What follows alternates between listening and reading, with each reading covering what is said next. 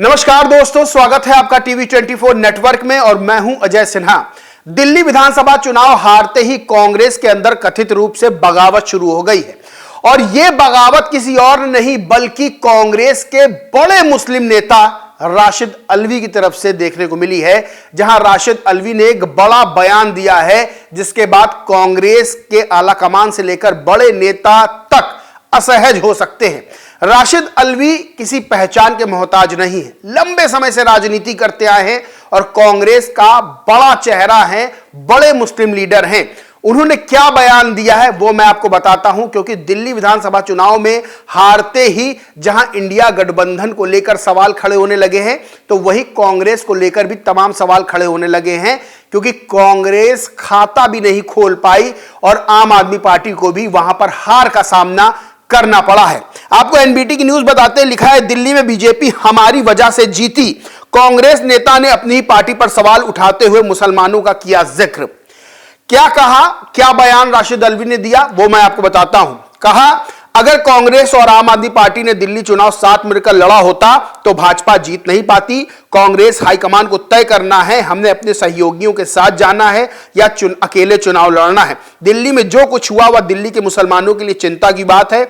दिल्ली के इस चुनाव ने उन्हें यह सोचने पर मजबूर कर दिया है कि भाजपा हमारी वजह से चुनाव जीती है। अगर हमें भाजपा को हराना है तो हमें इंडिया गठबंधन में शामिल सभी दलों का सम्मान करना होगा और गठबंधन को मजबूत करना होगा।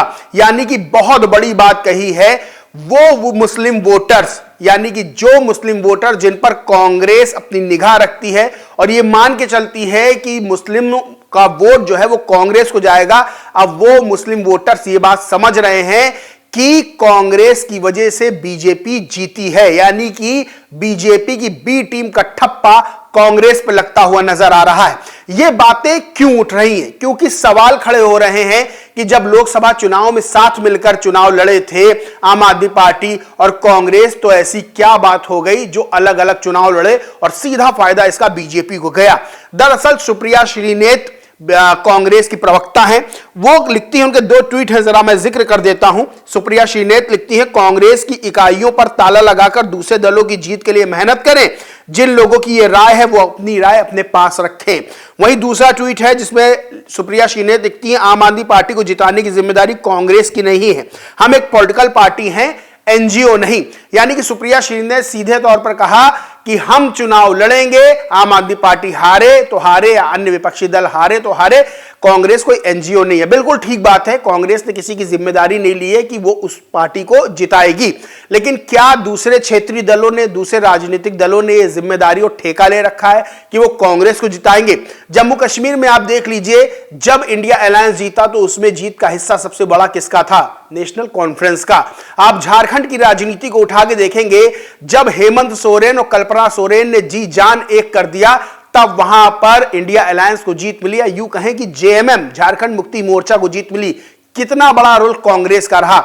लेकिन दिल्ली में दो अलग अलग दिशाओं में लड़ते हुए कांग्रेस और आम आदमी पार्टी नजर आए तो फिर बड़ी हार का सामना करना पड़ा है। अब राशिद अल्वी ये बात कह रहे हैं कि कांग्रेस को चाहिए कि वो अन्य दलों को भी सम्मान दे, लेकिन क्या अखिलेश यादव को मध्य प्रदेश में कांग्रेस ने वो सम्मान दिया? क्या हरियाणा विधानसभा चुनाव के दौरान जब अखिलेश यादव कुछ सीटों की मांग कर रहे थे तो क्या अखिलेश यादव को सम्मान कांग्रेस ने दिया था? क्या जम्मू कश्मीर में कांग्रेस ने अखिलेश यादव को सम्मान दिया?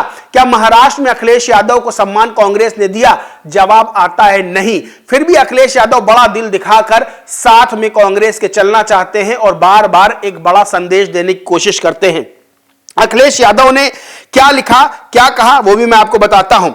अखिलेश यादव ने कहा कि आम आदमी पार्टी की हार के बाद इंडिया अलायंस की मौजूदा स्थिति पर बड़ी प्रतिक्रिया देते हुए उन्होंने कहा कि कोशिशें करेंगे कि इंडिया गठबंधन और मजबूत हो। कन्नौज सांसद ने कहा कि गठबंधन और मजबूत होगा, नई दिशा में सोचेंगे, हरियाणा, महाराष्ट्र और दिल्ली हार के बाद इससे सीख लेंगे। यानी कि अखिलेश यादव अभी भी बड़ा दिल रख रहे हैं। सबसे बड़ी चीज यह है कि उत्तर प्रदेश में 2027 के जब विधानसभा चुनाव होंगे तब भी सीटों को लेकर कांग्रेस और समाजवादी पार्टी में तनातनी देखने को मिल सकती है, क्योंकि कांग्रेस ज्यादा से ज्यादा सीटें चाहेगी और अखिलेश यादव उस मूड में नजर नहीं आ रहे हैं उपचुनाव से लेकर भी अगर देखा जाए तो नजर नहीं आ रहे इस मूड में कि ज्यादा से ज्यादा कांग्रेस को सीटें दी जाए, क्योंकि कांग्रेस की स्थिति किसी से छुपी नहीं है। और अखिलेश यादव का कद भारतीय राजनीति में इस वक्त बहुत बड़ा आंका जा रहा है, क्योंकि लोकसभा चुनाव में उत्तर प्रदेश के अंदर 37 सीटें जीतना, बीजेपी को एक तरह से परास्त करना, यह अखिलेश यादव ने करके बहुत बड़ा जवाब अपने विरोधियों को दिया है। बहरहाल समाजवादी पार्टी में अखिलेश यादव भले ही यह बात कहें कि हम इंडिया अलायंस मजबूत करके चलेंगे, हम साथ मिलकर रहेंगे, लेकिन समाजवादी पार्टी के नेता क्या बयान जारी कर रहे हैं, क्या ट्वीट करते हैं, वो भी मैं आपको बताता हूं। जितेंद्र वर्मा हैं समाजवादी पार्टी के नेता, वो ट्वीट करते हैं, लिखते हैं, कांग्रेस राष्ट्रीय पार्टी है, कांग्रेस जहां कमजोर होती है वहां मनमनौवल करके क्षेत्रीय दलों से सम्मानजनक सीटें ले लेती है, लेकिन कांग्रेस जहां मजबूत है वहां क्षेत्रीय दलों को दरकिनार कर देती है। कांग्रेस ने मध्य प्रदेश, राजस्थान, हरियाणा, महाराष्ट्र, बिहार, झारखंड, उत्तराखंड में समाजवादी पार्टी के साथ ऐसा ही किया और समाजवादी पार्टी को धोखा दिया। कांग्रेस को क्षेत्रीय दलों के प्रति नरम, सम्मानजनक व त्यागपूर्ण भावना रखनी चाहिए। यानी कि समाजवादी पार्टी के अंदर जो नेता हैं उनकी भी यही सोच है कि कांग्रेस ने समाजवादी पार्टी को धोखा दिया है। कांग्रेस जहां कमजोर होती है वहां मिलकर चुनाव लड़ती है, लेकिन जहां उसकी स्थिति उसको लगता है मजबूत है वहां क्षेत्रीय पार्टियों को धोखा देने का वो काम करती है।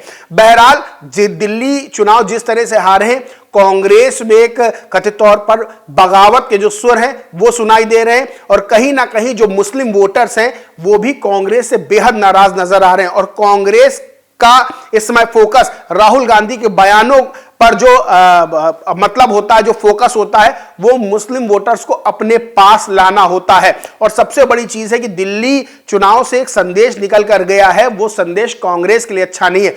और अब इंडिया अलायंस अगर आगे काम करता भी है तो फिर नेतृत्व को लेकर सवाल खड़े होंगे, क्योंकि वैसे ही ममता बनर्जी ने पहले ही दावा ठोक दिया था कि मैं इंडिया अलायंस का नेतृत्व करने को तैयार हूं, पश्चिम बंगाल के मुख्यमंत्री के रूप में काम करूंगी, इंडिया अलायंस का नेतृत्व करूंगी। तब कांग्रेस की तरफ से कई नेताओं को बयान आया था कि राहुल गांधी नेतृत्व करता है, राहुल गांधी सबसे बेस्ट है, सबसे बेहतर है। लेकिन अगर रिजल्ट उठा के देखेंगे तो राहुल गांधी के नेतृत्व में कांग्रेस को लगातार हार का सामना करना पड़ रहा है, और कहीं ना कहीं इंडिया अलायंस में नेतृत्व को लेकर सवाल खड़े हो रहे हैं। और अखिलेश यादव एक ऐसे नेता हैं जिन्होंने लोकसभा चुनाव में अपना दमखम दिखाया है। बहरहाल आगे इंडिया अलायंस का नेतृत्व कौन करता है ये तो बात की बात है, लेकिन कांग्रेस को दिल्ली चुनाव में बड़ा झटका मिला है। आरोप लग रहे हैं बीजेपी की बी टीम के तौर पर काम करने को, और आरोप यह लग रहे हैं कि आम आदमी पार्टी की हार के पीछे सबसे बड़ा कारण जो रही है वो कांग्रेस रही है, और ये किसी और ने नहीं बल्कि कांग्रेस के ही वरिष्ठ नेता राशिद अल्वी ने लगाए हैं। और राशिद अल्वी का बयान मुसलमानों को लेकर जो उन्होंने कहा है कि मुसलमान कहीं ना कहीं कांग्रेस से नाराज हैं, यह बात कांग्रेस के लिए गले की फांस बन सकती है। बहरहाल दोस्तों, इस पूरे मामले पर आप क्या सोचते, क्या मानते हैं, कमेंट करके जरूर बताएं। वीडियो अच्छा लगा हो तो लाइक करके शेयर करें, और चैनल को सब्सक्राइब नहीं किया तो सब्सक्राइब करके बेल आइकन जरूर दबा लें। धन्यवाद।